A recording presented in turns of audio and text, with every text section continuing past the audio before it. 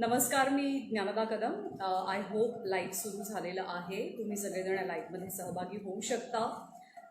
माझा आवाज तुमच्यापर्यंत होपफुली नीट पोहोचत असेल. सध्या वर्क फ्रॉम होम असल्यामुळे जो माझा एक खोलीच माझा मिनी स्टुडिओ बनली आहे. तर त्या स्टुडिओमधनंच मी लाईव्हला थ्रू झालेले आहे तुमच्या सगळ्यांशी संवाद साधण्यासाठी. आणि जस्ट बुलेटिन संपलं आहे माझं 4 वाजताचं, आणि ते बुलेटिन पटापट संपवून आता तुमच्या सगळ्यांशी बोलण्यासाठी मी आले. मला दिलेला गेलेला विषय असा आहे MGM कॉलेज ऑफ जर्नलिझमकडनं की निवेदनासाठी आवश्यक कौशल्य, दक्षता आणि आव्हानं. तर तुम्हा सर्वांना माझी विनंती आहे की सुरुवातीचा काळ मी थोडंसं मांडेन, जे मला मत मांडायचे, जे मला बोलायचं आहे, आणि त्याच्यानंतरचा पुढचा वेळ जो आहे तो तुमच्या प्रश्नांची, जितक्या प्रश्नांची मला जमतील तितक्या प्रश्नांची मी नक्कीच उत्तरं देईन. तर तुम्ही तुमचे चांगले प्रश्न कमेंट बॉक्समध्ये जर का पोस्ट केलेत तर खूप चांगलं होईल. तुम्हा सर्वांना चांगलं मार्गदर्शन मिळेल आणि मलाही खूप सुटसुटीतपणे त्या सगळ्याची उत्तरं देता येतील. सगळ्यांना हाय, हॅलो, नमस्कार. आणि आपण आता सेशनला सुरुवात करूयात असं माझं मत आहे. हळूहळू एक एक जण आपल्याला जॉईन होत जाईलच, पण त्यापूर्वी कोरोनाचे दिवस आहेत. सगळ्यांनी आपली काळजी घ्या, सुरक्षित राहा. गरज नसेल तर अजिबात घराबाहेर पडू नका, कारण हा संसर्ग थोडासा वाढू लागलेला आहे आणि त्यामुळे भीती स्वाभाविकपणे आपल्या सगळ्यांच्या मनात आहे. काळजी घेण्याची जबाबदारी आपल्यावरतीच आहे, आपलीसुद्धा, आपल्या घरच्यांचीसुद्धा. त्यामुळे कुठेही प्लीज बाहेर जाऊ नका जर तुमचं काही महत्त्वाचं काम नसेल तर. आम्ही अत्यावश्यक सेवेमध्ये मोडतो, त्याच्यामुळे आम्हाला ऑफिसमध्ये कधी ना कधी जाणं भाग आहे. पण ज्यांना ज्यांना शक्य आहे ते अवॉइड करणं, घरी राहणं. त्यांनी अधिकाधिक वेळ घरीच राहा. आणि आपण आता सेशनला सुरुवात करूया. अँकरिंगसाठीचे गुण सगळ्यात मोठे कुठले कुठले आहेत किंवा आवश्यक कौशल्य तुम्हाला कुठली कुठली लागतात. गेली 13 वर्ष मी अँकरिंग करते, तर याबद्दल बोलण्याच्या आधी मी थोडीशी स्वतःबद्दल माहिती देईन. माझा जन्म झालेला आहे चव्हाणांच्या घरात ऑब्व्हियसली, आणि लहानपणापासूनच मला कधी असं वाटलं नव्हतं की मी या क्षेत्रामध्ये येईन. जसजशी मी मोठी होत गेले तसतसं मला हे तर कळू लागलं की आपल्याला काहीतरी वेगळं करायचं आहे. पण ते वेगळं काय हे साधारणतः मला 10वी-12वी नंतर गवसलं. माझ्या घरात खूप उत्तम वातावरण आणि खूप उत्तम संस्कार मला मिळाले. माझे बाबा इंडियन नेव्हीमध्ये सिव्हिलियन ऑफिसर होते. सो त्याच्यामुळे माझं सगळं बालपण, शालेय शिक्षण, कॉलेजचं शिक्षण हे सगळं काही नेव्हीच्या शिस्तीत झालं आहे. त्या कॉलनीत आम्ही राहिलो, आम्ही 4 जणं, मी, माझे मम्मी पप्पा आणि माझी मोठी बहीण. तर लहानपणापासूनची ते कडक शिस्त, त्याच्यानंतर त्या शिस्तीचं आकर्षणसुद्धा आणि त्या शिस्तीचा एक दबावसुद्धा कुठेतरी. माझी शाळा गांधी बाल मंदिर हायस्कूल कुर्ल्यामध्ये माझी शाळा आहे, आणि माझं घर, माझी शाळा, दोघांनी माझ्यावरती खूप उत्तम संस्कार केले. आणि मग ते बोलण्याच्या बाबतीतले असो, भाषेच्या बाबतीतले असो, किंवा वागण्या बोलण्याच्या बाबतीतले असो. तर जसं मी सांगितलं तसं माझे वडील इंडियन नेव्हीमध्ये कामाला होते. आमच्या चौघांचं कुटुंब, आजी आजोबा, काका, आत्या, अशा जॉईंट फॅमिलीमध्ये मी वाढलेली आहे. त्याच्यामुळे स्वाभाविकपणे खूप माणसांशी सतत बोलणं, त्यांच्या संपर्कात राहणं हे अगदी लहानपणापासून आहे. माझी आई शिक्षिका, माझे आजोबा आमच्या गावच्या शाळेचे मुख्याध्यापक. इनफॅक्ट माझं गाव कणकवलीमध्ये आहे, कणकवलीपासून अगदी जवळ, सावडाव. तर माझ्या आजोबांनीच आमच्या गावातली शाळासुद्धा स्थापन केली. नंतर ते शाळेचे मुख्याध्यापकसुद्धा झाले. माझी काकू ही एक शिक्षिका होती, त्याच्यामुळे स्वाभाविकपणे खूप टिपिकल असं शिक्षकी वातावरण आमच्या घरात होतं अगदी पहिल्यापासनं. माझं एकंदरीत कल, माझ्यातले गुण पाहता मी शिक्षिकाच बनेन असा एक सगळ्यांचा अंदाज होता, पण कदाचित मी तो अंदाज चुकीचा ठरवला. शाळेमध्ये असताना एकदा मला आमच्या शिक्षकांनीच विचारलं होतं की तुला काय करायचं आहे. तेव्हा मी 5वी-6वीत असेल साधारणतः. तेव्हा मी असं उत्तर दिलेलं की सर मला टीव्हीत दिसायचं आहे. पण ते टीव्हीत कसं दिसायचं आहे, काय दिसायचं आहे हे तेव्हा मला काहीही ठाऊक नव्हतं. सगळी मुलं हसलेली तेव्हा माझ्या वर्गातली. मला अजूनही आठवते, रॉड्रिक्स सरांचा तो क्लास होता, ते आम्हाला PT शिकवायचे आणि गणित शिकवायचे. पण सरांना आता नक्कीच माझा अभिमान वाटत असेल की तेव्हा जो शब्द मी त्यांना दिलेला किंवा त्यांच्या प्रश्नाला जे मी उत्तर दिलेलं ते मी चांगल्या अर्थानं खरं करून दाखवलं. 10वी-12वी मला तसे फार चांगले नाही आणि फार वाईटही नाही, असे मध्यम स्वरूपाचे मार्क मिळालेले होते.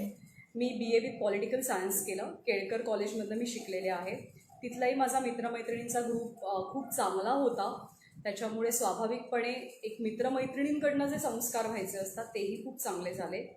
साधारणतः 12वीची परीक्षा दिल्याच्या नंतर मी व्हॉइस कल्चरचा एक कोर्स केला. त्या कोर्सला जाण्याचा किंवा ॲडमिशन घेण्याचा एक फायदा मला असा झाला की खूप वेगवेगळ्या वयोगटाची माणसं तेव्हा माझ्यासोबत होती. म्हणजे अगदी लहान मुलांपासून ते तेव्हा 60-65 वर्षांच्या त्या आजी होत्या.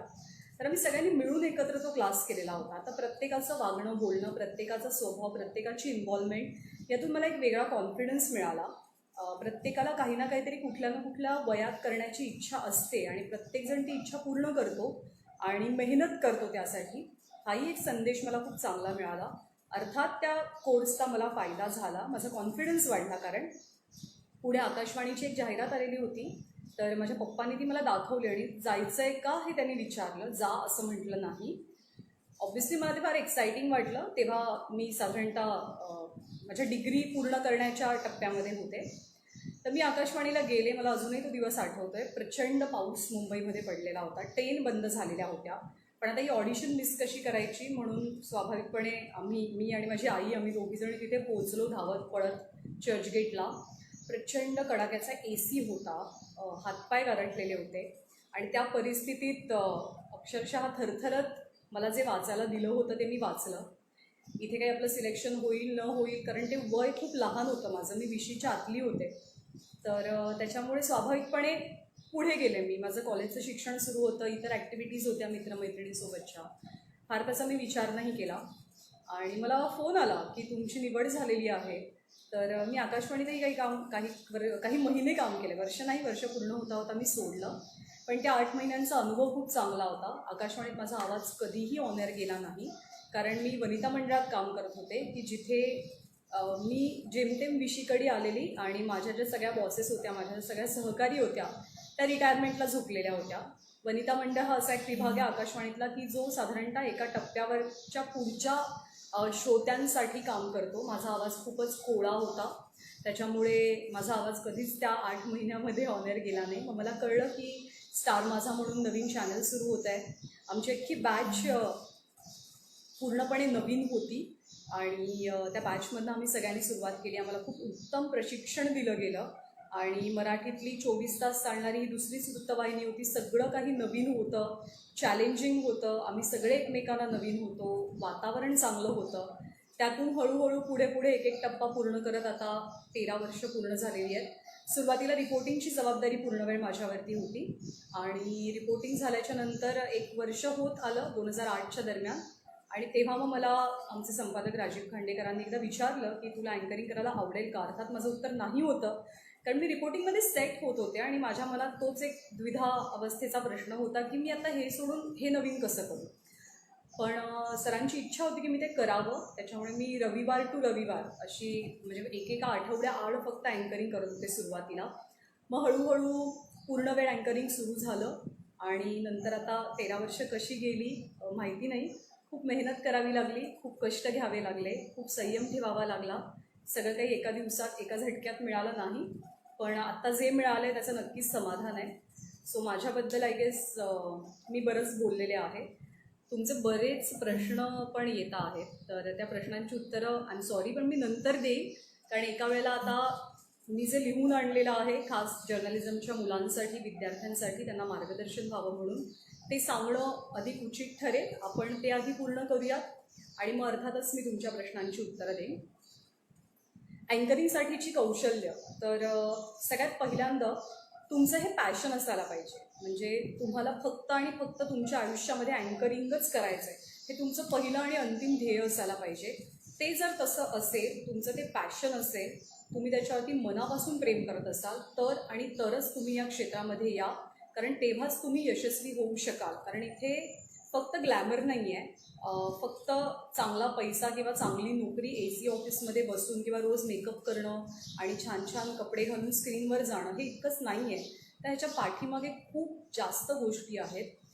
त्या सगळ्या गोष्टींसाठी शारीरिक मानसिक तयारी करावी लागते. म्हणून सर्वायवल ऑफ द फिटेस्ट आहे इथे. म्हणूनच तुमचं हे पॅशन असेल, तुम्हाला हीच गोष्ट करायची असेल तर या, अन्यथा तुम्ही कृपया या क्षेत्राचा विचार करू नका. जर तुमच्या डोक्यात काही सेकंड ऑप्शन असेल तर तुम्ही तो पर्याय निवडा. तुम्हाला फक्त आणि फक्त अँकरिंग करायचं असेल किंवा रिपोर्टिंग करायचं असेल तर तुम्ही ह्याच्यामध्ये टिकाव धरू शकता. ते तुमचं प्रेम असायला पाहिजे आणि ते तुमचं पॅशन असायला पाहिजे, तरच तुम्ही इथे या. हा पहिला सल्ला मी देईन. तो सगळ्यात अंगभूत गुण अंगात असणं हे खूप आवश्यक आहे.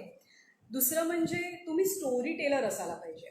कारण असं असतं की अँकर म्हणून जेव्हा आपण स्क्रीनवर असतो, आपण एखादी बातमी सांगत असतो, तेव्हा आपण ती गोष्टीच्या स्वरूपात लोकांपर्यंत पोहोचवतो. म्हणजे ती बातमी, घडलेली घटना, रिपोर्टरकडनं ती बातमी ऑफिसमध्ये येण्याचा प्रवास, मग अँकर, आणि अँकरकडनं ती बातमी प्रेक्षकांपर्यंत जाते.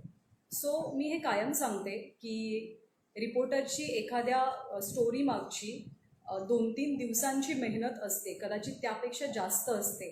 त्यानंतर ती बातमी ऑफिसमध्ये येते, त्याच्यावर संस्कार करणारी मंडळी असतात, प्रोडक्शनची टीम इन्व्हॉल्व असते, असाइनमेंट टीम असते, व्हिडिओ एडिटर्स असतात, ग्राफिक असतं, ग्राफिक्सची टीम असते, प्रोमो टीम असते. या सगळ्यांची मेहनत जर का आपण पकडली तर ती खूप मोठी मेहनत होते. आणि ती मेहनत अँकर 30 सेकंदात जी अँकर लिंक वाचतो, तर या सगळ्या टीमची एकत्रित मेहनत आपला प्रेक्षक बघणार आहे की नाही हे कशात ठरतं, तर त्या अँकरच्या प्रेझेंटेशनमध्ये ठरतं. ते त्या 30 सेकंदात ठरतं. त्यामुळे ती 30 सेकंद खूप महत्त्वाची असतात, खूप मोलाची असतात. आणि म्हणूनच त्या 30 सेकंदांमध्ये तुम्ही उत्तम स्टोरी टेलर असायला पाहिजे. तुमच्या सगळ्या टीमची मेहनत एक चॅनलचा चेहरा म्हणून तुम्ही पुढे नेत असता.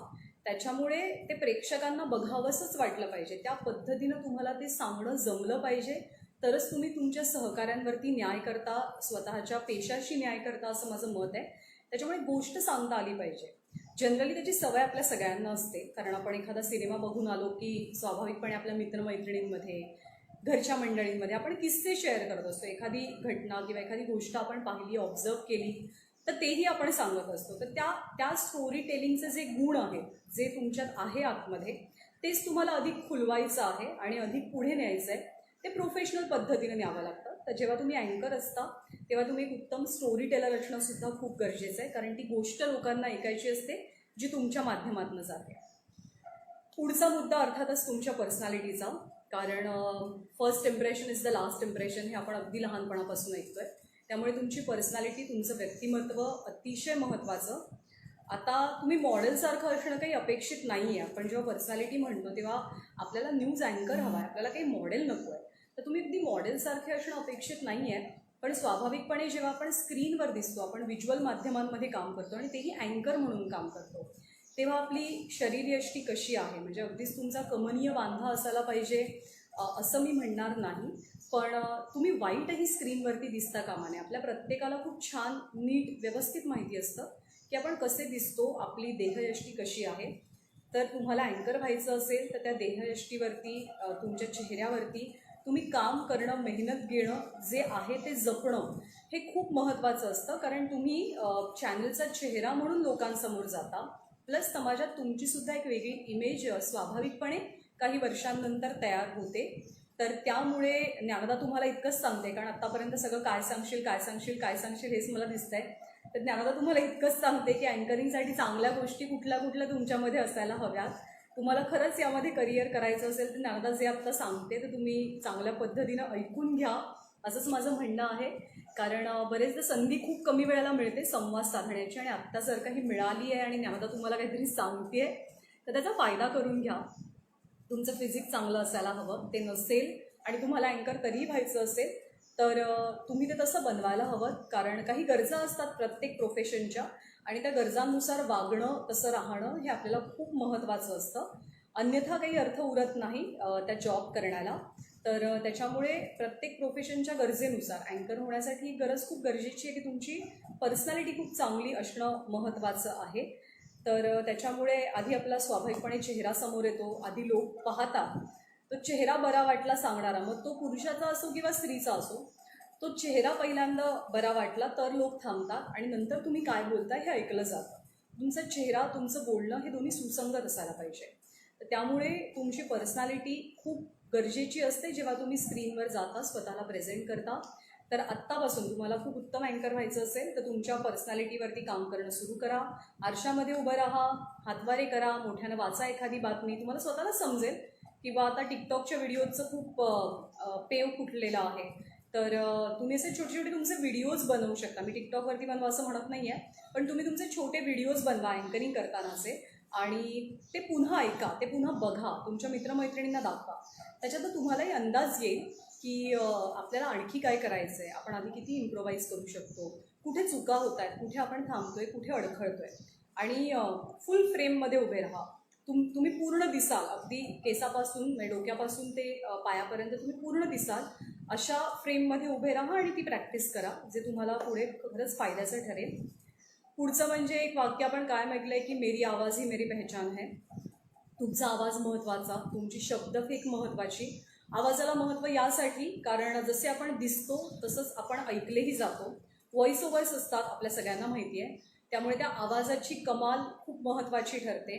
कुठली बातमी देताना, एखादी बातमी सांगताना आवाज प्रत्येकाचा चांगला असतो. प्रत्येकाचा आवाज हा त्याच्या त्याच्या पर्सनॅलिटीनुसार असतो. पण तुम्हाला जर वाटत असेल की आपल्या आवाजावरती थोडंसं काम करायला हवं आहे, तर आवाजावरती नक्की मेहनत घ्या. कारण जेव्हा तुम्ही टेलिव्हिजनमध्ये काम करता, जेव्हा तुम्ही आकाशवाणीवर काम करता, रेडिओसाठी काम करता, तेव्हा तुमचा आवाज हा अतिशय महत्त्वाचा ठरतो. तुम्ही जरी स्क्रीनवर नसाल तरी तुमच्या आवाजाने लोकांनी तुम्हाला ओळखायला पाहिजे की हो, याच्या बातम्या सुरू आहेत, हिच्या बातम्या सुरू आहेत, मला आता बातम्या ऐकायला पाहिजे. तर तुमचा आवाज तुमची एक वेगळी ओळख असते. त्याच्यामुळे आवाजावरती नक्की मेहनत करा. आपले उच्चार, कारण स्वाभाविकपणे आपण लोकांसमोर जातो, त्यामुळे उच्चार चांगले असणं खूप महत्त्वाचं आहे. प्रत्येक बोलीभाषेचा मलासुद्धा आदर आहे. पण जेव्हा आपण समाज माध्यमांमध्ये काम करतो किंवा खूप मोठ्या जनसमुदायासाठी आपण काम करत असतो, तेव्हा प्रमाण भाषा वापरणं हे गरजेचं असतं.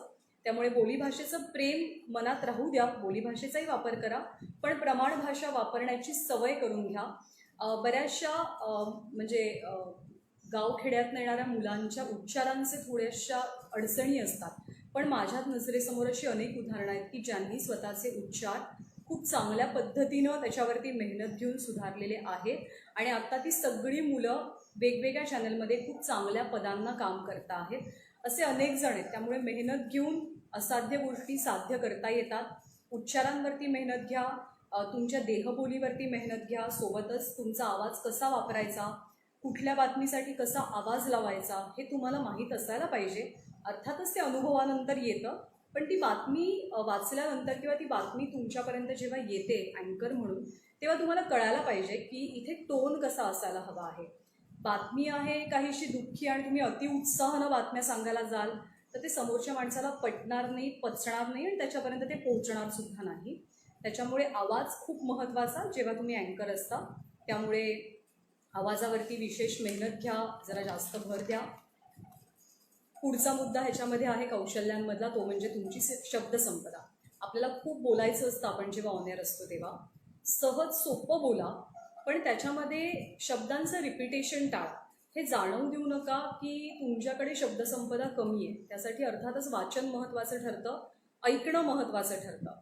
असं होतं की एखादी ब्रेकिंग न्यूज येते आणि त्याच्यावरती तुम्हाला अर्धा तास, एक तास, कधी कधी 2-2 तास बोलत राहावं लागतं. अशा वेळेला काय करणार, तुम्ही एकच वाक्य किती वेळेला रिपीट करणार, ते शक्य नसतं आणि ते खूप कंटाळवाणं असतं. तर त्यामुळे एक वाक्य वेगवेगळ्या पद्धतीनं कसं बोलता येईल, त्याच्यावर कशी मेहनत घेता येईल, लोकांच्या नेहमीच्या वापरातले शब्द काय आहेत, ती न्यूज जी आलेली आहे, ती बातमी जी आलेली आहे ती कुठल्या भागातनं आलेली आहे, त्या भागाचे काही रेफरन्सेस असतात, त्या भागात खास करून वापरले जाणारे काही शब्द असतात. तर ते उचित शब्द शोधून ते वापरून आत्ताच्या बातमीमध्ये आपण व्हॅल्यू ॲडिशन कसं करू शकतो हे खूप महत्त्वाचं. त्यामुळे ती शब्दसंपदा वापरणं, म्हणजे मुंबईची एखादी बातमी असते तेव्हा आपल्याला मुंबईच्या भाषेत बोलावं लागतं, मुंबईच्या ट्रेनच्या भाषेत, मुंबईच्या ट्रॅफिकच्या भाषेत, मुंबईच्या संस्कृतीच्या भाषेत बोलावं लागतं. तीच बातमी पुण्याची असेल तर त्या गोष्टी पुन्हा बदलतात. तर त्यामुळे शब्दसंपदा आपल्याकडे खूप जास्त असायला हवं. तुमची वोकॅब्युलरी वाढवायला शिकवा. ती वाचनातनं वाढेल, ती ऐकण्यातनं वाढेल. पण तुम्हाला अँकर व्हायचं असेल तर एका शब्दाचे अनेक अर्थ, अनेक शब्द तुम्हाला माहिती असायला पाहिजेत, पर्यायी, जे तुम्हाला योग्य वेळी वापरता आले पाहिजेत आणि तुमचं त्याच्यावरनं कौतुक व्हायला पाहिजे. त्यानंतर तुमची बॉडी लँग्वेज. आपण बऱ्याचदा सिटिंग फ्रेममध्ये ऑन एअर जातो किंवा आपण स्टँडिंग फ्रेममध्ये ऑन एअर जातो. अशा वेळेला तुमची बॉडी लँग्वेज खूप महत्त्वाची ठरते. तुमची बॉडी लँग्वेज सांगते की तुम्ही कम्फर्टेबल आहात की तुम्ही कम्फर्टेबल नाही आहात. पण त्या बॉडी लँग्वेजमध्ये खूपदा गफलतसुद्धा होऊ शकते. कुठल्या बातमीला कुठली बॉडी लँग्वेज ठेवायची याचं ज्ञान तुम्ही घ्यायला सुरुवात करा. तुम्ही बघा, तुम्ही ऑब्झर्व करा आणि जसं मी आधी म्हटलं, स्वतःचे काही व्हिडिओजसुद्धा तुम्ही शूट करायला आत्तापासून सुरुवात करा, ज्याचा तुम्हाला फायदा होईल. किंवा तुमच्या घरच्यांसमोर तुम्ही ज्यांच्यासोबत कम्फर्टेबल आहात त्यांच्यासोबत छोटी छोटी प्रेझेंटेशन्स द्या. एखादी बातमी ऐका आणि ती त्यांना एनॅक्ट करून दाखवा. मग तुम्हाला समजेल की हातवारे कुठे करायचे, कुठे नाही करायचे, ते कसे करायचे. तुम्ही जेव्हा स्टँडिंग फ्रेममध्ये असता तेव्हा तुमच्या पायांची पोझिशन कशी असायला पाहिजे, तुमच्या शोल्डरची पोझिशन कशी असायला पाहिजे, तुमचा मणका हा कायम ताठ असायला पाहिजे. तुम्ही सिटिंग फ्रेममध्ये असाल किंवा स्टँडिंगमध्ये, ताठ उभं राहण्याची, ताठ बसण्याची, पाठीला रग लागली तरी चालेल, पण त्या ताठपणाची सवय कायमच अंगी बाणा, कारण ते खूप गरजेचं असतं. पॉझिटिव्ह बॉडी लँग्वेज जर का ती समोरच्याला जाणवली तर तुमच्या न्यूज पाहणं हे अधिक सुखकारक असतं. त्यामुळे बॉडी लँग्वेजवरती जास्त मेहनत करा. व्हॅल्यू ॲडिशन छोटासा स्पर्श केलेला आहे मी ऑलरेडी या मुद्द्याला, कारण एखादी बातमी येते ती खूप रॉ फॉर्ममध्ये असते, पण त्या बातमीवरचे पुढचे संस्कार कसं करायचे हे अँकर म्हणून तुमच्या हातात जरूर असतं. तुम्हाला व्हॅल्यू ॲडिशन जितकं करता येईल वेगवेगळ्या माध्यमातून, समोर लॅपटॉप असेल तर तुम्ही गुगलचा वापर करू शकता, तुम्ही काही वाचलेलं असेल तर ते रेफरन्सेस तुम्हाला आठवत असतील तर ते तुम्ही व्हॅल्यू ॲडिशन त्याच्यामध्ये करू शकता. पण प्रत्येक बातमी आपल्या स्टाईलनं द्यायला शिका. आपली स्टाईल ही खूप महत्त्वाची असते आणि तुम्ही जे व्हॅल्यू ॲडिशन करता ते लोकांना ऐकायला सुद्धा खूप आवडतं. त्यामुळे व्हॅल्यू ॲडिशनचं एक कौशल्य अंगीकारणं खूप गरजेचं आहे. ते नसेल तर आत्तापासून तुम्ही त्याची सवय लावून घ्या. प्रेझेन्स ऑफ माइंड जो अतिशय महत्त्वाचा मुद्दा आहे, हे कौशल्य तुमच्यात असायलाच पाहिजे जर तुम्हाला अँकर बनायचं आहे. कारण खूपदा असं होतं की तुम्ही खूप वेगळ्या वातावरणात असता आणि पटकन खूप एखादी ब्रेकिंग न्यूज येते, तुम्ही वेगळ्या स्टेट ऑफ माइंडमध्ये असता, तुम्ही वेगळ्या वातावरणात असता आणि ती बातमी तुम्हाला हँडल करावी लागते. तर ती कशी हँडल करायची. एखाद्या वेळेला खूप महत्त्वाची बातमी सुरू असताना रिपोर्टरचं किंवा त्या पाहुण्याचं कनेक्शन तुटतं, मग काय करायचं. जर तुम्हाला कोणी थोडंसं हिणवू पाहत आहे, एखादी चर्चा सुरू आहे एखाद्या विषयावरती आणि जर का कोणी तुम्हाला हिणवू पाहत आहे, तुमच्या चॅनलची बदनामी करू पाहत आहे, तर त्याला सभ्य भाषेत कसं उत्तर द्यायचं हे तुम्हाला माहीत असायला पाहिजे. जर तो माणूस काही बोलतो आहे कुठले रेफरन्सेस देऊन, तर त्याच्यावरती तुमची 4 उत्तरं तयार असायला पाहिजेत, त्याचा तुमचा अभ्यास असायला पाहिजे. आणि प्रेझेन्स ऑफ माइंड खूप महत्त्वाचा, कारण बऱ्याचदा असं होतं की एखाद्या व्यक्तीच्या निधनाची बातमी येते, तुम्ही अँकर आहात, तुम्हाला सगळं माहिती असायला पाहिजे हे कबूल, पण प्रत्येक व्यक्तीबद्दल खूप डिटेल माहिती तुम्हाला असेल हे शक्य नाही. माणूस म्हणून ते तितकं लक्षात ठेवणंही शक्य नाही, किंवा ते त्या क्षणी तुम्हाला आठवेल याची आपण अपेक्षा करू शकत नाही. तर त्याच्यामुळे यावेळेला तुमचं प्रेझेन्स ऑफ माइंड खूप कामी येतं. तर तेव्हा तुम्ही कसे प्रश्न विचारायला हवेत, काय विचारायला हवेत, कमीत कमी माहिती हातात असते आणि जास्त वेळ तुम्हाला ऑनर राहायचं असतं, तेव्हा काय काय करावं लागतं हे तुमच्या प्रेझेन्स ऑफ माइंडमधनं दिसून येतं. आणि तो प्रेझेन्स ऑफ माइंड तुम्हाला ती प्रसंगावधानता वेळोवेळी वापरावी लागते. तर तो प्रेझेन्स ऑफ माइंडचा गुण असायला हवा. यासाठी पण तुम्ही छोटे छोटे एक्सपेरिमेंट्स करू शकता घरातल्या घरात आपापल्या मित्रमैत्रिणींसोबत, की पटकन एखादा विषय घ्यायचा आणि त्याच्यावर बोलायला सांगायचं, आणि मग जे तुम्हाला आठवतं सुसंगतपणे ते खूप महत्त्वाचं असतं. जाणून घेण्याची इच्छा, तुम्हाला प्रश्नच पडले नाहीत तर तुम्ही प्रश्नांची उत्तरं कशी देणार. त्यामुळे जाणून घेण्याची इच्छा असणं हे खूप गरजेचं आहे. मग त्या वेगवेगळ्या गोष्टी असोत, वेगवेगळ्या लोकांबद्दल जाणून घेणं असो, एखादी माहिती असो, जाणून घेण्याची अंगभूत इच्छा तुमच्यात पाहिजे. ते इन्स्टिंक्ट पाहिजे तुमच्यामध्ये, ते जोर जबरदस्ती कोणी आणू शकत नाही. त्यामुळे जाणून घेण्याची इच्छा कायम ठेवा. मी जस्ट म्हणजे शॉर्टमध्ये जस्ट स्पर्श करते आणि पुढे जाते, कारण नाहीतर आपल्याला वेळ कमी पडणार आहे. संवाद कौशल्य, तुम्हाला संवाद समोरच्या व्यक्तीशी साधता आला पाहिजे. खूप मुलाखती घ्याव्या लागतात, फोनो घ्यावे लागतात, लोकांना बोलतं करावं लागतं. बरेचदा अशा सिच्युएशनमध्ये, अशा परिस्थितीत तुम्ही असता की लोक बोलतच नाहीत. तुम्हाला जे हवं आहे, तुम्हाला जो कॉन्टेंट काढून घ्यायचा आहे, तो अपेक्षित कॉन्टेंट काढून घेण्यासाठी कसे प्रश्न विचारायचे, कुठल्या टोनमध्ये विचारायचे, ते संवाद कौशल्य तुमच्यामध्ये असणं खूप गरजेचं आहे. ते अर्थात अनुभवानं येतं, पण त्याची सुरुवात तुम्ही हळूहळू करू शकता वेगवेगळ्या एक्सरसाइजेसच्या माध्यमातून. तुमच्या मित्रमैत्रिणींची मुलाखत घ्या, आईवडिलांची मुलाखत घ्या, तुमच्या आजूबाजूला कोणी जर का चांगला व्यक्ती, त्यानं चांगलं काम केलेलं असेल तर त्याची मुलाखत घ्या, त्यापासून सुरुवात करा. आणि अर्थात असे संवाद कौशल्य नंतर वाढू लागेल, तुम्हालाही जाणवेल की ते कौशल्य वाढतंय आणि हळूहळू आपण अधिक कॉन्फिडंट बनतोय, अधिक आत्मविश्वास आपल्यामध्ये येतोय. आसपासच्या परिस्थितीचं ज्ञान किंवा आकलन. आता आपण खूप ठिकाणी फिरतो, खूप लोकांना भेटतो, हे आत्ता थोडंसं थांबलेलं आहे कारण कोरोनाची परिस्थिती आहे, पण तरीसुद्धा आसपासच्या परिस्थितीचं नीट ज्ञान, माझ्या आजूबाजूला काय काय घडतंय, ते कशामुळे घडतंय, ते का घडतंय, ह्याचं मला नीट ज्ञान हवं आणि त्याची मला नीट माहिती हवी. जर ती नसेल तर ती जाणून घेण्याची इच्छा हवी. कारण जर तुम्हाला माहिती असेल की आपल्या आसपास काय घडतंय तरच तुम्ही त्या गोष्टी आपल्या बातम्यांमध्ये कनेक्ट करू शकता. बातमी फक्त प्रॉम्प्टरवरची वाचणं ते तर रोबोही काम करू शकतो, पण मग आपण माणसं, आपल्यामध्ये आणि त्याच्यामध्ये हाच तर मुख्य फरक आहे की आपण टेक्निकली ते सगळं करत नाही, आपण माणूस म्हणून ते करतो, आपण एक जिवंत व्यक्ती म्हणून ते सगळं करतो. आणि म्हणूनच आसपास काय घडतंय हे तुम्हाला माहिती असेल तर तुम्ही खूप छान पद्धतीनं त्या बातमीमध्ये त्या संदर्भातले मुद्दे ॲड करू शकता, त्याच्यामध्ये आणखी सकारात्मकता आणू शकता, आणखी इंटरेस्टिंग ती बातमी करू शकता. तर ही जाणून घेण्याची इच्छा, आसपास काय घडतंय, हे सगळे मुद्दे खूप महत्त्वाचे ठरतात.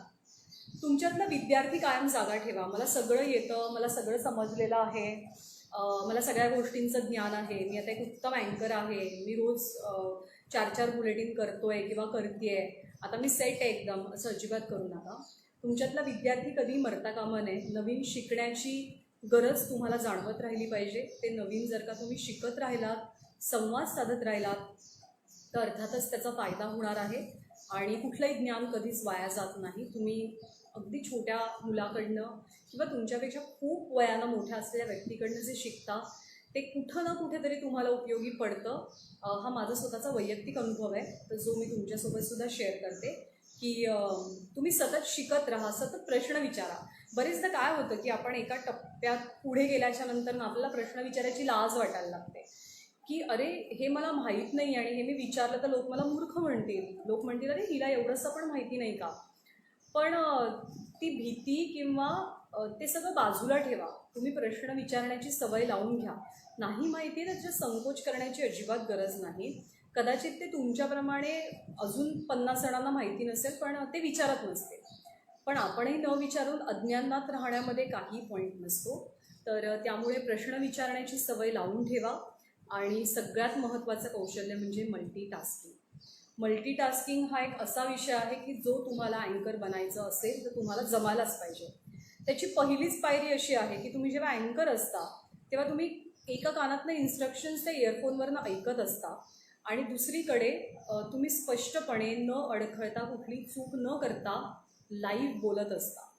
तर तुमचं ऐकणं आणि तुमचं बोलणं हे सुसंगत होण्यासाठी तुम्ही मल्टीटास्कर असणं खूप गरजेचं आहे. इथून डोक्यानं खूप शांत राहणं गरजेचं आहे जेव्हा तुम्ही ऑन एअर असता. जेव्हा तुम्ही ऑन एअर असता अँकर म्हणून, तेव्हा कुठलंही डिस्ट्रॅक्शन, कुठलीही चुळबुळ काहीच फायद्याची नाही, कारण त्यामुळे प्रचंड मोठा त्रास होऊ शकतो. तुम्ही प्रेझेंटेशनमध्ये खूप चुका करू शकता.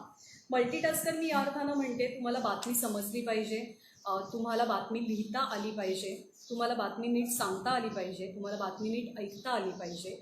या दृष्टीनं हे सगळं मल्टीटास्किंग आहे. आणि सोबतच वैयक्तिक आयुष्य आणि तुमचं प्रोफेशनल आयुष्य या दोन ह्याच्यामध्ये सांगड कशी घालायची, ते मल्टीटास्किंग एक वेगळं असतं, ते तुम्हाला करता आलं पाहिजे. प्रत्येक गोष्टीसाठी वेळ राखीव ठेवता आला पाहिजे, ते मल्टीटास्किंग तुम्हाला जमायला पाहिजे. कारण तुम्ही जेव्हा एक क्षेत्रात येता, हे क्षेत्र खूप डिमांडिंग आहे आणि जवळपास दिवसाचे 24 तास पण तुम्ही ॲक्टिव्ह असता या क्षेत्रामध्ये असल्यावरती, असं म्हटलं तरी काही वावगं ठरणार नाही. तर त्यामुळे हे खूप गरजेचं आहे आणि हे खूप महत्त्वाचं आहे की तुम्ही ते मल्टीटास्किंग सतत करत राहिलं पाहिजे आणि सतत ॲक्टिव्ह राहिलं पाहिजे. कारण मल्टीटास्किंगशिवाय इतर गोष्टी शक्य नाही. जेव्हा तुम्हाला तो बॅलन्स येतो तेव्हाच तुम्ही अर्थात पुढे जाऊ शकता. तर हे काही कौशल्याचे थोडेफार पॉईंट्स मी जस्ट टचअप केलेले आहेत. मी पुढे जाते आता. दक्षता हीच घेणं महत्त्वाचं आहे की तुम्ही कुणाची कॉपी करू नका. अजिबात कुणाची कॉपी करायला जाऊ नका. तुम्ही जसे आहात तसे राहा. तुमची स्वतःची स्टाईल डेव्हलप करा, कारण ती स्टाईल महत्त्वाची. आणि जस्ट थोडासा डिस्टर्बन्स आहे काहीतरी. तर ती स्टाईल महत्त्वाची आहे, कारण तुम्ही आहात तसेच तुम्ही राहिलात ना तर तुम्हाला त्याचा फायदा होणार आहे. अन्यथा तुम्ही कॉपी किती दिवस कराल. मला हा अँकर आवडतो, मला तो रिपोर्टर आवडतो म्हणून त्यांची कॉपी किती दिवस कराल तुम्ही 1 वर्ष कराल, तुम्ही 2 वर्ष कराल, पण तुम्हाला अनेक वर्ष या क्षेत्रामध्ये काढायचे. त्याच्यामुळे तुमची स्वतःची स्टाईल डेव्हलप करा. ती स्टाईल लोकांना आवडते आणि जसे आहात तसे राहा. कुठलंही मास्किंग करू नका, कारण जर ते तुम्ही करायला गेला तर त्यामध्ये तुम्ही अडकत जाता जास्त आणि पुढे ते कंटिन्यू करणं तुम्हाला जमत नाही. जसा तुमचा स्वभाव तसंच तुमचं अँकरिंग असतं, त्यामुळे तसंच राहण्याचा प्रयत्न करा. कुणाची कॉपी करू नका. त्यांचे चांगले गुण घ्या, पण त्यांना ब्लाइंडली फॉलो करू नका, त्यांना कॉपी करू नका. चुकीची माहिती कधी देऊ नका ऑनर असताना, कारण चुकीची माहिती दिल्यामुळे तुम्ही फक्त तुमचं स्वतःचं नाव खराब नाही करता, तर तुमच्या पाठीमागे एक ब्रँड असतो एका मोठ्या चॅनलचा, आणि त्याची जबाबदारी अँकरिंगच्या वेळेला तुमच्यावर असते. तर त्यामुळे आपलं स्वतःचं चॅनल, आपली स्वतःची संस्था आणि आपलं स्वतःचं नाव, या तीनही गोष्टी जपून आपल्याला काम करायचं असतं. म्हणूनही कुठलंही चुकीचं विधान ओव्हर कॉन्फिडेंटली कधी करू नका. चुकीची माहिती देऊ नका. अतिउत्साह दाखवू नका. कधी कधी अतिउत्साहात खूप जास्त चुका होतात. तुम्ही जर शुअर असाल की हो, ही बातमी अशीच आहे, हेच टेक्निकली करेक्ट आहे, ते तुमच्या नजरेसमोर असेल, तुम्ही ते पाहत असाल तरच ते सांगा. अतिउत्साहामध्ये अजून काहीतरी ॲडिशन्स करणं किंवा काहीतरी वेगळं सांगायला जाणं, हे प्रकार कृपया टाळा, कारण त्याचा तुम्हाला त्रास अधिक होतो, त्याचा तुम्हाला फायदा अर्थातच कुठलाही होणार नाही. भावनाप्रधान होणं टाळा. असे खूप प्रसंग येतात, अनेक प्रसंग येतात की जेव्हा आपण खूप इमोशनल होतो. बातम्या तशा असतात, समोरची व्यक्ती तशी बोलत असते, पण त्यावेळेला आपण एक अँकर असतो. कधी कधी या भावना आवरणं आपल्याला खरंच खूप कठीण जातं. तेव्हा त्या भावनांचा निचरा कसा करायचा हा एक खूप मोठा प्रश्न असतो. पण 99% तरी तुमच्या भावना, त्याच्यावरती नियंत्रण ठेवणं हे खूप गरजेचं असतं. आपल्या भावना सरसकटपणे सगळ्यांसमोर मांडणं एक अँकर म्हणून कधीच उचित नसतं, आणि ते तुम्ही करणं टाळा. ती दक्षता तुम्हाला घ्यायला हवी. जरी तुम्हाला कितीही दाटून आलं तुमचं मन, किंवा कितीही आनंद झाला, किंवा कितीही दुःख वाटलं, तरी अँकर म्हणून तुम्हाला सटल राहणं खूप गरजेचं असतं. त्या बातमीप्रमाणे टोन जरूर बदला, पण अतिभावनाप्रधान होणं टाळा.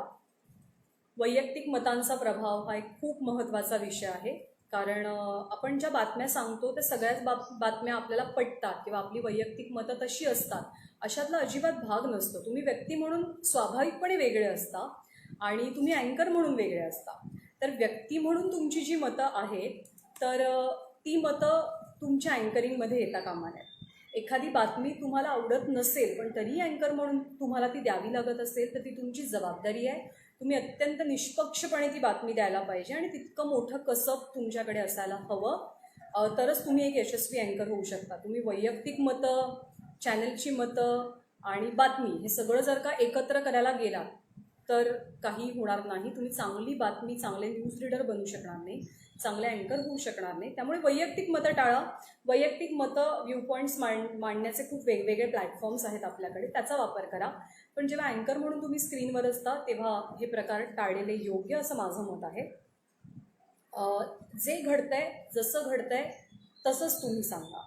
त्याच्यामध्ये खूप वेगळ्या गोष्टी करण्याचा प्रयत्न करू नका, कारण लोकांना काय ऐकायचं आहे किंवा अँकर म्हणून आपली जबाबदारी काय आहे, तर जे घडतंय ते लोकांपर्यंत आपल्याला पोहोचवायचं आहे. ह्याच्यामध्ये काहीतरी वेगळेपणा आणण्यासाठी काहीतरी उगाचच अचाट प्रयत्न करण्याचा अजिबात प्रयत्न करू नका, जे पर्यायानं तुमच्या अंगलट येईल. आणि मी म्हटलं तसं, कारण तुमची एक वैयक्तिक जबाबदारी आहे, सोबत तुमचा एक मोठा ब्रँड असतो, तर या दोघांची काळजी तुम्हाला घ्यायची असते, दोघांची इमेज जपायची असते.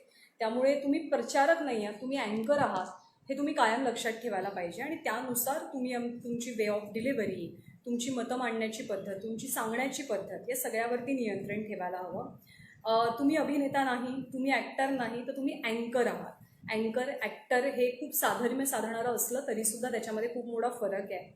तर खूप जास्त हातवारे करायला जाणं, खूप लाऊड एक्सप्रेशन्स देणं हे अजिबात गरजेचं नसतं. ते बातमीप्रमाणे ठरतं आणि ते त्या बातमीनुसारच राहू दे. तुम्ही अभिनेते नाही, ती जबाबदारी वेगळ्या लोकांना तुमच्या प्रेक्षकांना तुम्हाला अँकर म्हणून पाहायचं आहे, तर ते तुम्ही अँकर म्हणूनच स्वतःला प्रेझेंट करा. अजिबात अभिनेत्री किंवा अभिनेत्याच्या भूमिकेत जाऊ नका.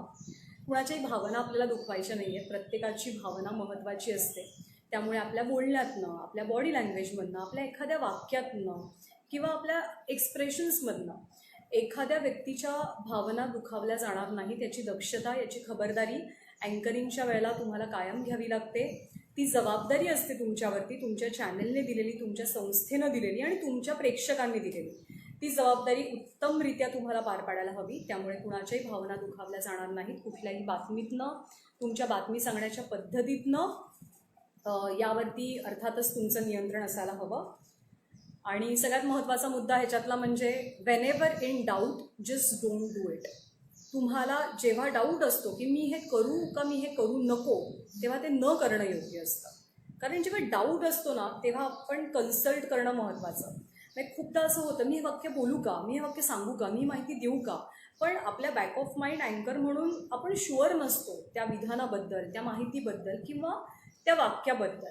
सो जेव्हा तुमची द्विधा अवस्था असते तेव्हा काहीतरी सांगून ते चुकीचं सांगण्यापेक्षा ते न सांगितलेलं बरं.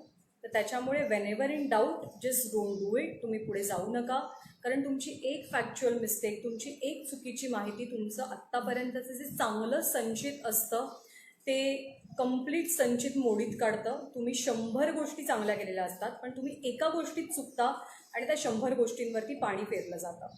तर हे आपल्याला अँकर म्हणून कधी करायला आवडणार नाही आणि ते करणं योग्य नाही. तर त्याच्यामुळे जेव्हा शुअर नाही तर तेव्हा तुम्ही त्या गोष्टी करू नका. सो ह्याच्यातले महत्त्वाचे पॉईंट्स हेच आहेत की कॉपी करू नका, चुकीची माहिती देऊ नका, अतिउत्साह दाखवू नका, तुम्ही ॲक्टरसारखे वागायला जाऊ नका, खूप लाऊड एक्सप्रेशन्स देऊ नका, कुणाची भावना आपल्याला दुखवायच्या नाही आहेत. आता आव्हानं कुठली आहेत, ऑलमोस्ट 5:37 झालेले आहेत. सो मला जरा आवर्त घ्यावं लागणार आहे, कारण तुमच्या प्रश्नांची उत्तरं द्यायची आहेत. आव्हानं कुठली आहेत? सगळ्यात मोठं आव्हान म्हणजे आत्ताच्या स्पर्धेमध्ये टिकून राहणं. आता मला 13 वर्ष झाली आहे मी या क्षेत्रामध्ये आहे. मी जेव्हा या क्षेत्रात प्रवेश केला तेव्हाची परिस्थिती प्रचंड वेगळी होती. तेव्हा इथे प्रवेश करणं तुलनेनं सोपं होतं जर मी आत्ताच्या काळाचा विचार केला तर. आमची सगळी बॅच नवीन होती. आम्ही सगळेजण जस्ट कॉलेज सुरू होतं आमचं, आम्ही पासआउट झालेले होतो आणि आम्हाला संधी मिळाली. आता संधी मिळणं खूप कठीण आहे आणि जर ती संधी मिळाली तर ते टिकवणं हे सगळ्यात मोठं आव्हान आहे. आता 13 वर्षांमध्ये सतत काहीतरी वेगळं देणं, माझा 13 वर्षांपूर्वीचा उत्साह टिकवणं हेच माझ्यासाठी सगळ्यात मोठं चॅलेंज असं मी मानते. कारण 13 वर्षापूर्वीचं अर्थात माझं वय, माझी एनर्जी हे सगळं खूप वेगळं होतं. वातावरण वेगळं होतं, माझ्या आजूबाजूचं परिस्थिती वेगळी होती, बातम्या वेगळ्या होत्या. पण स्पर्धेत राहणं आणि स्पर्धेत राहण्यासाठी हे सगळं तुमचा उत्साह खास करून आणि या व्यवसायावरचं प्रेम ते टिकवून ठेवणं खूप गरजेचं आणि त्याचसोबत स्पर्धेत राहणं तितकंच गरजेचं. ते स्पर्धेत राहण्यासाठी तुम्हाला अगदी स्वतःच्या पर्सनॅलिटीपासून ते स्वतः मिळवत असलेल्या माहितीपर्यंत सगळ्या गोष्टींवर खूप प्रचंड मेहनत घ्यावी लागते. ती मेहनत घेण्याची तयारी सतत 13 वर्ष तुम्हाला ठेवावी लागते आणि तरच तुम्ही यशस्वी होऊ शकता किंवा काहीतरी चांगलं करू शकता. तुमच्या प्रेक्षकांना ते आवडू शकतं. दुसरं म्हणजे मोनोटनस होणं, खूप तोचपणा येतो आपल्याला. म्हणजे आपण खूप किती रेग्युलरली आपल्या आईला किंवा घरात ज्या कोणी व्यक्ती स्वयंपाक करतात त्यांना म्हणत असतो की रोज काय तेच खायचं. तसंच आहे की रोज काय तेच ऐकायचं. आता बातम्या सगळ्या कोरोनाच्या आहेत, तर जवळपास 2 महिने आम्ही सगळेजण या बातम्या देतो आहे. पण बातम्या जरी कोरोनाच्या असल्या तरी त्याच्यातला तोचपणा कसा टाळायचा. प्रत्येक बातमी वेगळी आहे, तर ती प्रत्येक बातमी वेगळी करून कशी सांगायची, त्याच्यासाठी आपला टोन कसा बदलायचा, माझ्या प्रेक्षकांना मी ह्याच्यातही वेगळं काय देऊ शकते, माझ्या प्रेक्षकांना सध्याच्या खूप नकारात्मक काळामध्ये मी सकारात्मकता कशी देऊ शकते आणि मी मोनोटनी कशी टाळू शकते, हेच एखाद्या अँकरसमोरचं सगळ्यात मोठं आव्हान असतं. आणखी एक छोटंसं उदाहरण देईन. कारण असं असतं की गणपती, दिवाळी, दसरा, मोठमोठे सण समारंभ, 26 जानेवारी, 15 ऑगस्ट हे सगळ्याचं अँकरिंग सातत्यानं करत राहावं लागतं. आता असं झालं आहे की 2007 सालीसुद्धा हे अँकरिंग मी अँकर म्हणून केलेलं होतं. अनंत चतुर्दशीच्या दिवशी काय काय होतं आहे, काय घडतं आहे, गिरगाव चौपाटीवरती काय वातावरण आहे, जुहू चौपाटीवर काय दृश्य पाहायला मिळतं आहे, हेही मी प्रेक्षकांना सांगितलं आणि मी ते 2020 साली पण सांगणार आहे. तर 2007 आणि 2020 ह्याच्यामध्ये मी तीच बातमी त्याच पद्धतीनं ते शब्द वापरून सांगितलं तर ते मलाही कंटाळवाणं असणार आहे. त्यामुळे ही मोनोटनी टाळायची आहे. तुम्हाला कंटाळा आला की तुमच्या प्रेक्षकांना नक्कीच कंटाळा येणार आहे. त्यामुळे ते कंटाळणार नाही ह्याची जबाबदारी अँकर म्हणून तुमच्यावर असते आणि ते तुम्हाला जपावं लागतं. आमच्या एका सरांनी आम्हाला सांगितलं होतं खूप सुरुवातीला, ते वाक्य खूप पक्कं माझ्या लक्षात राहिलं आहे की जर बातमी तुम्हालाच कळली नाही ना तर ती तुम्ही तुमच्या प्रेक्षकांपर्यंत कधीच पोहोचवू शकणार नाही. त्यामुळे आधी समजून घेण्याची ताकद तुम्ही तुमच्या अंगी निर्माण करा. आणि जर तुम्ही कन्व्हिन्स असाल, तुम्हाला ती बातमी नीट कळली असेल, तर तुम्ही सुद्धा ती बातमी खूप चांगल्या पद्धतीनं प्रेक्षकांपर्यंत पोहोचवू शकाल. दुसरं म्हणजे पर्सनल आणि प्रोफेशनल बॅलन्स सांभाळणं. बऱ्याच मुलींच्या बाबतीत हा प्रश्न येतो, मुलांच्या बाबतीत सुद्धा येतो. आयुष्याचा एक टप्पा असतो की आपण खूप बिनधास्त असतो, कॉलेजचं आयुष्य असतं, लग्न झालेलं नसतं, खूप वेगळे आपण विचारात असतो. पण जेव्हा हे टप्पे बदलत जातात, तुम्ही नंतरसुद्धा याच प्रोफेशनमध्ये राहता, तेव्हा अर्थातच तुमचं कुटुंब तुमच्यासाठी महत्त्वाचं बनतं आणि त्या कुटुंबासोबत तुमचं ऑफिसही महत्त्वाचं असतं. तर या दोन्ही गोष्टींचा बॅलन्स साधण्याचं एक मोठं आव्हान प्रत्येकासमोर आत्ताच्या घडीला आहे. म्हणजे आत्ता या कोरोनाच्या काळात पण असं आहे की आम्हाला आमच्या घरच्यांची चिंता आहे, पण ऑफिसलाही जायचं आहे, ऑफिसलाही काम करायचं आहे आणि घरच्यांची जी भीती आहे तीही दूर करायची आहे. ती खबरदारी घ्यायची आहे की मी जेव्हा ऑफिसला जाते आठवड्यातनं एकदा किंवा अन्य वेळेला गरज पडेल तेव्हा, बराचसा वेळ तर मी घरातनंच काम करते सध्या, पण जेव्हा जेव्हा गरज आहे तेव्हा जावं लागतं. तर जेव्हा मी जाते तेव्हा माझ्या घरच्यांची अवस्था खूप, त्यांना भीती वाटत असते, त्यांची द्विधा मनस्थिती असते. पण त्यांना विश्वास देणं, त्यांना तो विश्वास देणं की मी माझी काळजी घेईन, मग परत आल्याच्या नंतर त्यांना काही होऊ नये यासाठीची काळजी घेणं आणि तो एक मेंटल बॅलन्स सांभाळणं या सगळ्या दिवसामध्ये किंवा अन्य वेळेला सुद्धा, ते खूप महत्त्वाचं आहे. आणि बिनचूक काम करणं. मी थोडंसं पाणी पिते, मला पाण्याची गरज आहे कारण खूप गरम होत आहे.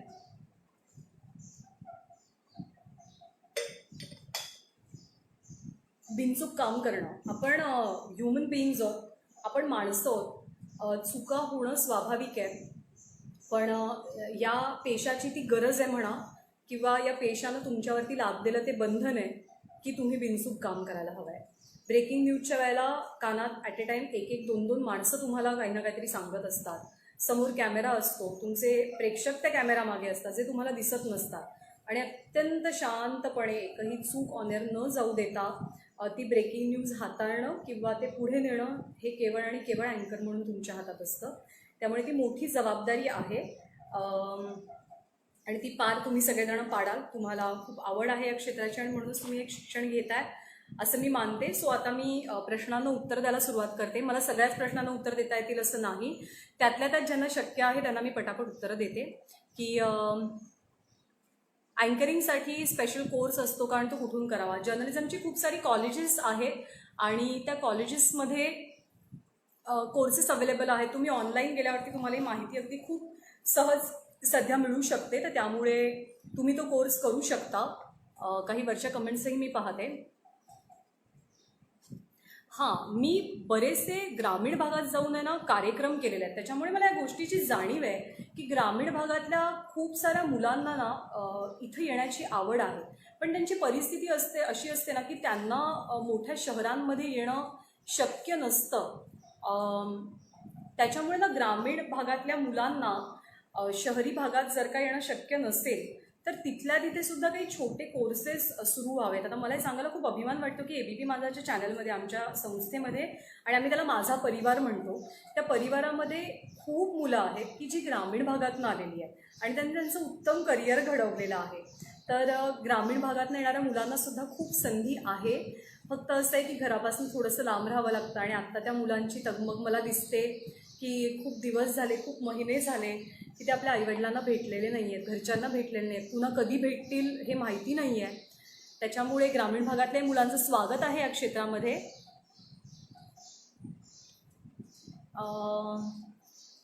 आणखी काहीशा प्रश्नांची मी उत्तरं देण्याची प्रयत्न करते.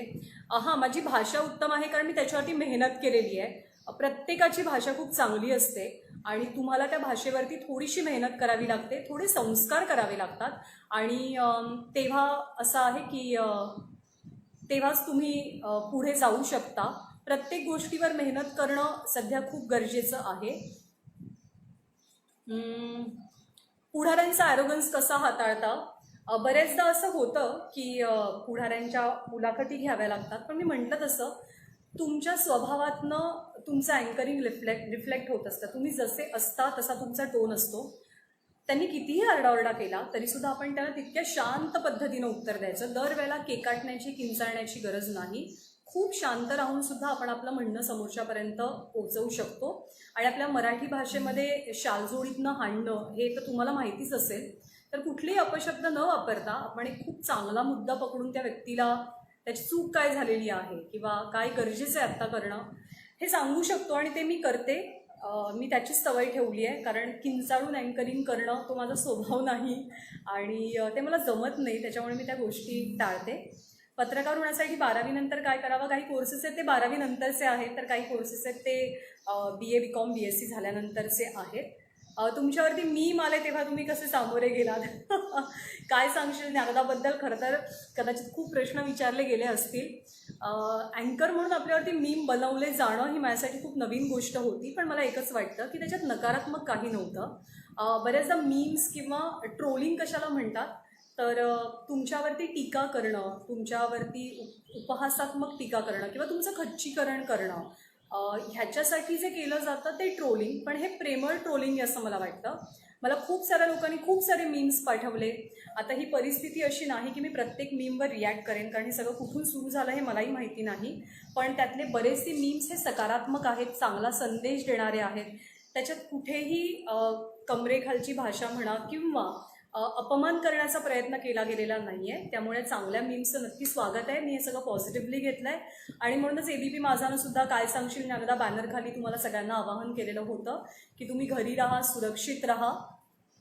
आणि कोणीतरी माझं प्रेरणास्थान कोण आहे, तर जी माणसं चांगलं चांगलं काम करतात ते माझं प्रेरणास्थान आहेत. कारण सुदैवानं मला खूप असे चांगले कार्यक्रम करण्याची संधी मिळाली. रणसंग्राम, रणरागिणींचा तिथपासून ते नॅशनल बिग बॉसपर्यंत अशा अनेक महिलांचे मी इंटरव्ह्यूज केले. अशा अनेक महिलांना मी भेटले की ज्यांनी शून्यातनं विश्व निर्माण केलेलं आहे. आपल्याकडे तर खूप संधी आहे, आपल्याकडे तर परिस्थिती खूप चांगली आहे. म्हणजे मी व्यक्ती म्हणून म्हणते, पण अशा अनेक बायका मला भेटल्या की ज्या बायकांकडे काहीही नव्हतं, तरीसुद्धा त्यांनी स्वतःची वेगळी ओळख निर्माण केलेली आहे. प्रत्येक गोष्ट पॉझिटिव्हली मी घेते, त्याच्यामुळे मला कशाचाही त्रास होत नाही. प्रत्येक गोष्टीतनं चांगलं काहीतरी घ्यावं, पुढे जावं. आणि पत्रकारांवरती हल्ले होतात ही खूप दुर्दैवाची बाब आहे, कारण पत्रकार प्रामाणिकपणे प्रत्येक व्यक्ती आपलं काम करत असते, ती कुठली कुचराई करत नाही. काही जण चांगले अभ्यासू असून त्यांना संधी मिळत नाही, हा प्रश्न प्रत्येक फील्डमधला आहे असं मला वाटतं. कारण संधी आत्ता मिळणं थोडंसं कठीण झालं आहे क्षेत्रामध्ये. आगामी काळात कदाचित ते अजून कठीण बनू शकेल. आणि वर्तमानपत्रांचं भवितव्य धोक्यात आलं आहे का? वर्तमानपत्रांच्या अनेक बातम्या मीही सध्या वाचते आहे. माझे खूप मित्रमैत्रिणी आहेत की जे वर्तमानपत्रात काम करतात, त्यांच्याशी बोलणं होत असतं. तर भवितव्य धोक्यात आलं असं मला वाटत नाही. ऑनलाईनचा जमाना आहे. थोडे काळ प्रत्येक क्षेत्रामध्ये काही ना काहीतरी अडचणी येणार आहेत आणि त्या नव्या आव्हानांचा सामना आपल्या सगळ्यांनाच करायचा आहे. आता मलाही कधी वाटलं नव्हतं की मी वर्क फ्रॉम होम करेन. वर्क फ्रॉम होम करताना मलाही अनेक अडचणी आल्या, पण त्या प्रत्येक अडचणींवरती आम्ही सोल्युशन काढलं. माझी ताई खूप चांगली आहे, US मध्ये आहे. स्वाभाविकपणे आम्हाला सगळ्यांना तिची चिंता आहे, कारण तिची 2 लहान मुलं आहेत आणि अमेरिकेतली परिस्थिती दिवसेंदिवस खूप भीषण होऊ लागली आहे. गेले अनेक महिने कोणीच घराबाहेर पडू शकत नाही, पण ती उत्तम आहे. थँक्यू तिच्याबद्दल चौकशी केल्याबद्दल. विशिष्ट पक्षाच्या कार्यकर्ते आहात का? तर नाही, मी कुठल्याही पक्षाची कार्यकर्ती नाही आणि तसं बनण्याची माझी इच्छासुद्धा नाही. मी म्हटलं तसं तुम्ही निष्पक्ष असणं, तुम्हाला जे पटतंय आणि जे खरं आहे तेच लोकांपर्यंत तुम्हाला पोचवायचं. अँकर म्हणून तुमचं हे काम आहे. त्यानंतर आणखी काही प्रश्न. प्रसिद्धी खूप वाईट असते.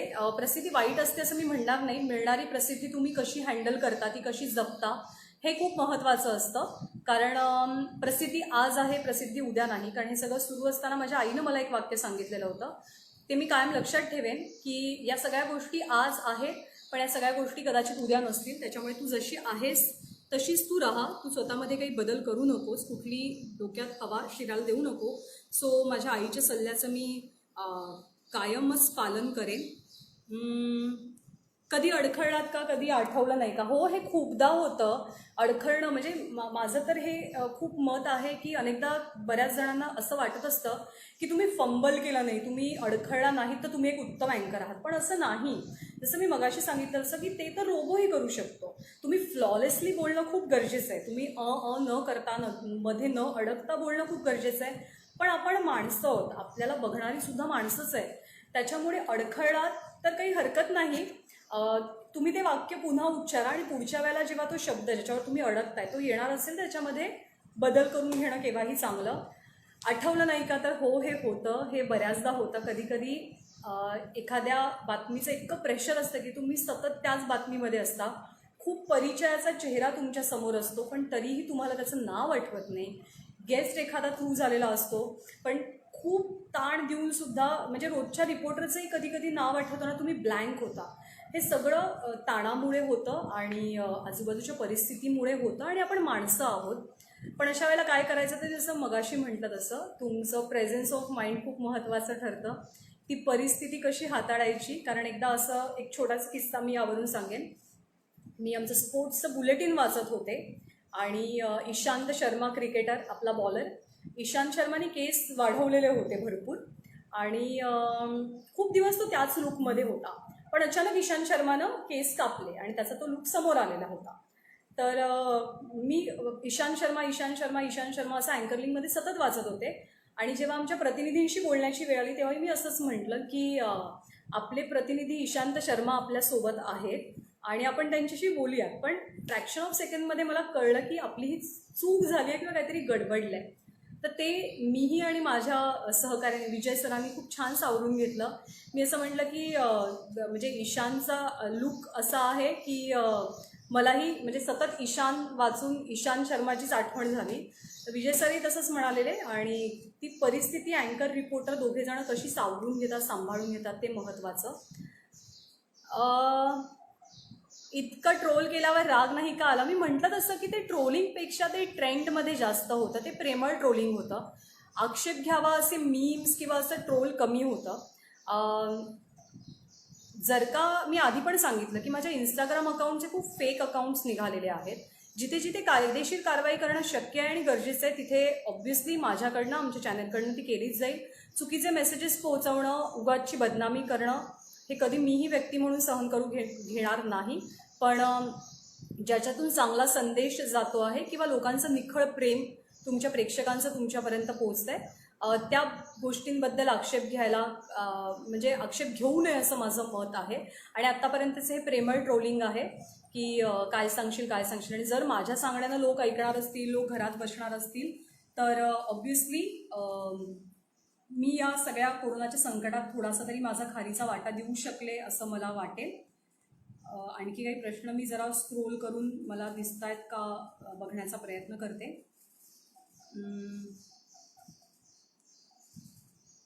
बातमीच्या वेळेला प्रेशर म्हणजे मी म्हटलं तसं ब्रेकिंग न्यूजचं प्रेशर असतं. बऱ्याचदा असं होतं की आपण जरी एखाद्या ठिकाणी काम करत असलो तरी आपली वैयक्तिक मतं ही स्वाभाविकपणे वेगळी असतात. आपण माणूस आहोत, आपण नोकरी करतो आहे, आपण त्या संस्थेला बांधील आहोत. तर बरेचदा असं होतं की एखादी बातमी पटत नाही, पण अँकर म्हणून तुम्ही निष्पक्ष राहणं खूप गरजेचं असतं. त्या बातमीबद्दलची तुमची मतं तुम्ही नंतर व्यक्त करू शकता वेगवेगळ्या माध्यमातून. पण जेव्हा ऑन एअर ती बातमी जाते तर तेव्हा ऑन एअर जाताना ती बातमी जशी आहे तशीच घालणं, तुमचं कुठलंही वैयक्तिक मत त्याच्यामध्ये आणून देणं हे खूप गरजेचं असतं आणि ते खूप महत्त्वाचं असतं. मी सगळ्या विद्यार्थ्यांना पुन्हा हेच सांगेन की तुम्हाला या क्षेत्रात येण्याची तीव्र इच्छा असेल तर तुमचं या क्षेत्रामध्ये स्वागत आहे. आवाजाबद्दलचा एक प्रश्न आहे आणि दुसरा एक प्रश्न होता की तुम्ही इतकं लोकप्रिय होणं. आणि हां, ही वेळ माझ्यावरती पण पहिल्यांदाच आली की आपण चर्चेत असतो, त्याची आपल्याला कल्पना असते आपल्याला येणाऱ्या शुभेच्छांवरनं किंवा मेसेजेसवरनं की लोक आपल्याला ओळखतात. पण महाराष्ट्र सध्या जे प्रेम करतोय त्याच्याबद्दल मी खरंच त्यांची आभारी आहे. ही एक मोठी जबाबदारी आहे हे सगळं टिकवण्याची, हे सगळं जपण्याची. तर मी निश्चितपणे माझ्या परीनं प्रयत्न करेन की तुमच्यापर्यंत चांगल्या बातम्या, उत्तम बातम्या चांगल्या पद्धतीनं मी पोचवत राहील. माझे सहकारी मला खूपदा येऊन माझ्याबद्दलचे मीम्स, माझ्याबद्दलचे जोक्स आणि सगळे अपडेट देत असतात. कारण आम्ही सगळेजण एक फॅमिली म्हणून राहतो आणि स्पर्धा तर असते, स्पर्धा असावी आणि ती निकोप स्पर्धा असावी, ती आमच्या प्रत्येकामध्ये आहे. पण एक परिवार म्हणून आम्ही सगळेजण खूप चांगल्या पद्धतीने एकमेकांशी जोडले गेलेलो आहोत. वृत्तनिवेदक बनण्यासाठी काय काय वैशिष्ट्य मी मगाशीच खरं तर सांगितलेलं आहे. अँकर बनण्यासाठी रिपोर्टिंग करणं कंपल्सरी आहे का? कंपल्सरी असं नाही आहे, पण जर का तुम्ही ते केलेलं असेल तर त्याचा नक्कीच तुम्हाला फायदा होतो. कारण आपला रिपोर्टर खूप वेगवेगळ्या अडचणीत असतो. अँकर म्हणून आपण एका विशिष्ट वातावरणात बसलेलो असतो आणि आपल्याला कधी कधी कल्पना नसते की आपला रिपोर्टर कुठल्या अवस्थेत आहे. पण जर तुम्ही त्या रिपोर्टिंग केलेलं असेल ना तर त्याची तुम्हाला कल्पना असते, तसे प्रश्न विचारण्याला तुम्हाला मदत होते आणि सोबतच एक जनरल नॉलेज किंवा एक व्ह्यू पॉईंट तुमचा बदललेला असतो रिपोर्टिंग करून. त्याचा खूप फायदा होतो. तर कंपल्शन नाही आहे, पण तुम्ही ते केलेलं चांगलं. राजकारणात जाण्याची इच्छा आहे का? आता सध्या तरी मी या प्रश्नावर काही बोलणार नाही, कारण मला आत्ता माझं प्रोफेशन खूप प्रिय आहे. माझं अजूनही खूप प्रेम आहे आणि मला आत्ता तरी हेच करायचं आहे पुढची काही वर्ष.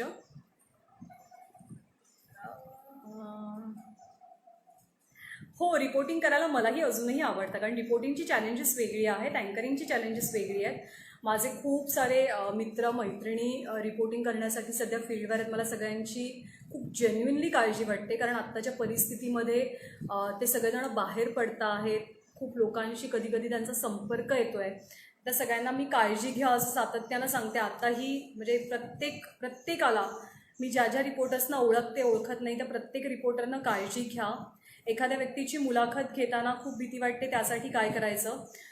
तयारी तुमची उत्तम असायला पाहिजे आणि तुम्ही सर्वज्ञानी नाही हे लक्षात ठेवूनच तुम्ही ती मुलाखत घ्यायला पाहिजे. मुलाखत खूप सकारात्मक करायला पाहिजे. पहिल्यांदा मुलाखतीची सुरुवात कधीही निगेटिव्ह टोननं किंवा खोचक प्रश्नांनी अजिबात करू नये.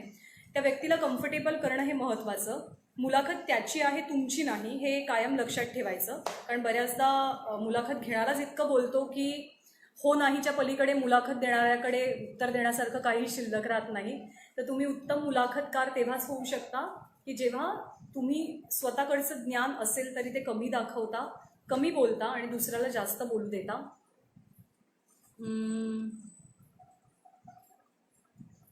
काय सांगशील ज्ञानदाबद्दल प्रश्न सतत विचारले जातात. मी म्हणेन तसं की ते मी पॉझिटिव्हली घेतलेलं आहे आणि त्याच्यात आक्षेप घेण्यासारख्या ज्या गोष्टी आहेत त्याच्यावरती नक्कीच आक्षेप घेतला जाईल.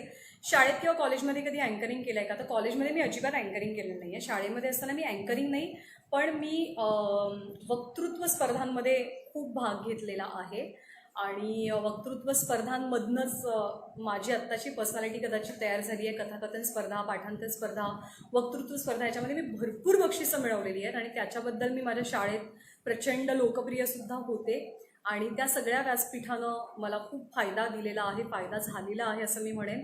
शाळेचं मोठं योगदान आहे, माझ्या आईवडिलांचं योगदान आहे, माझ्या बहिणीचं योगदान आहे. आत्ता लग्नानंतर माझा नवरा, माझे सासू सासरे या सर्वांचं योगदान आहे माझ्या आत्ताच्या करिअरमध्ये. पत्रकारिता करताना वाचन महत्त्वाचं की वेगवेगळे इंटरव्ह्यू? दोन्ही महत्त्वाचं. वाचनातनं तुम्हाला वेगळ्या गोष्टी कळतात, ऐकण्यातनं वेगळ्या गोष्टी कळतात. जेव्हा तुम्ही एखादा कार्यक्रम बघत असता तेव्हा ऑब्व्हियसली तुम्ही ती स्टाईल, ते कसं सांगितलं जातं आहे या सगळ्याकडेही लक्ष देता. सो व्हॅल्यू ॲडिशन होत राहतं. मी म्हणतं तसं कॉपी नाही करायची आहे, पण रेफरन्सला गोष्टी माहीत असायला पाहिजेत. वाचनातनं तुम्ही समृद्ध तर सतत होत असता. देहबोली किती महत्त्वाची आहे? देहबोली खूप महत्त्वाची आहे. मी आधी पण मेन्शन केलेलं होतं, कारण त्या देहबोलीतनं सुद्धा वेगवेगळे मेसेजेस जात असतात.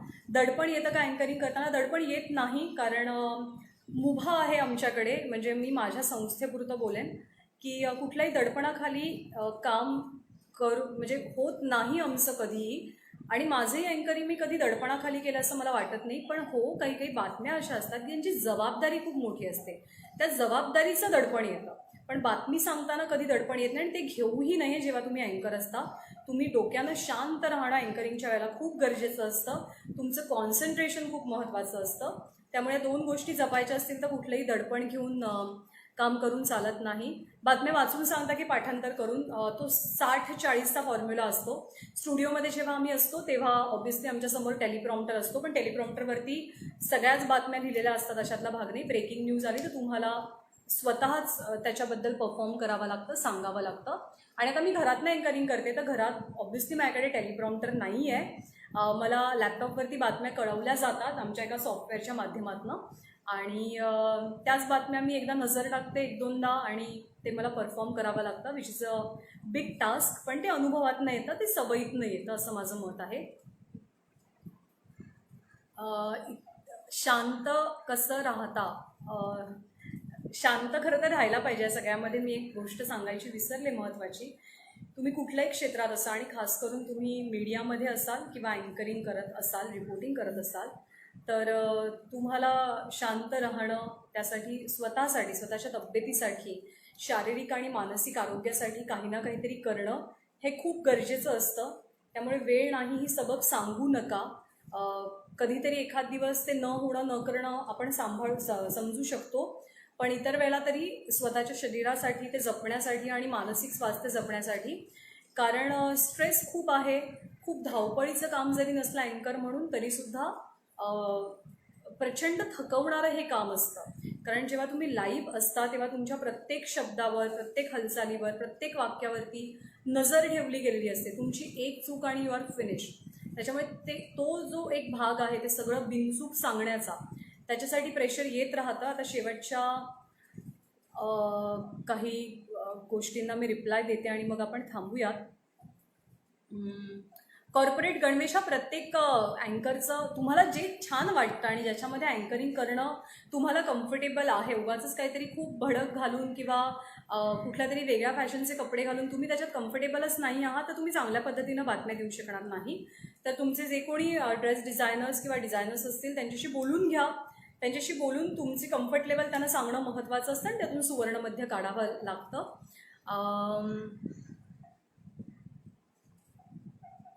माझा कट्टा माझा खूप आवडता कार्यक्रम आहे आणि मला तो प्रचंड आवडतो.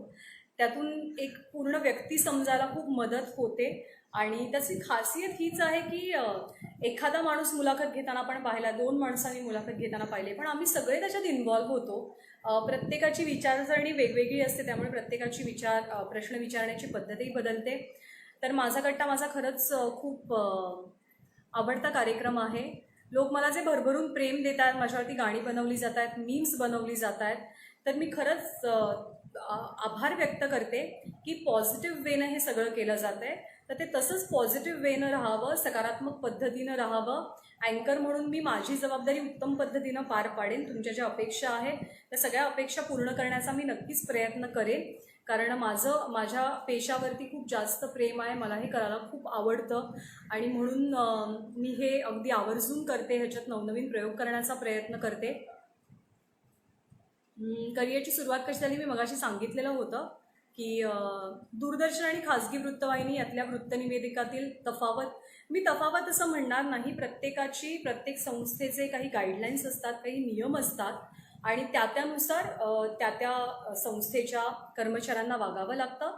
तर दूरदर्शन ही शासकीय संस्था आहे, त्यांचे नियम वेगळे आहेत, त्यांचे रूल बुक्स वेगळे आहेत आणि आत्ताच्या खाजगी वृत्तवाहिन्यांचे रूल बुक्स वेगळे आहेत. तर मी सगळ्यात शेवटी आपलं हे लाईव्ह संपण्याच्या आधी हेच सांगेन की तुम्ही सर्वजण सुरक्षित राहा, घराबाहेर पडू नका. आत्ताच्या काळामध्ये कोरोनाला हरवण्याची जबाबदारी आपल्यावरती आहे. जी यंत्रणा बाहेर आहे ती सगळी आपल्या सुरक्षेसाठी बाहेर आहे. त्यांच्यावरचा ताण वाढवू नका. तुम्ही कोणतंही काम करा, कुठलंही करिअर करा, त्यात यशस्वी होण्यासाठी जे प्रयत्न लागतात ते अगदी मनापासून करा आणि ज्या करिअरवर तुमचं प्रेम आहे, तुम्हाला आयुष्यात जे करायचं तेच करा, कारण तरच तुम्ही यशस्वी होऊ शकाल. तुमच्या बऱ्याच प्रश्नांची उत्तरं मला देता आली नाहीत, पण आय होप जे मार्गदर्शन, जो संवाद आपण साधला त्यातून अनेक मुलांना मदत मिळेल आणि तुम्हाला जर काही प्रश्न पुढेही असतील तर तुम्ही मला विचारा. मला जर शक्य झालं तर मी जरूर त्या सगळ्या प्रश्नांची उत्तरं देण्याचा प्रयत्न करेन. पण आत्ता मला थांबावं लागेल कारण माझं पुढे 7 वाजताचं बुलेटिन आहे, ज्याची मला तयारी करायची आहे. 7 वाजता मी पुन्हा तुम्हाला ABP माझ्यावर भेटणारच आहे बातम्या घेऊन वेगवेगळ्या.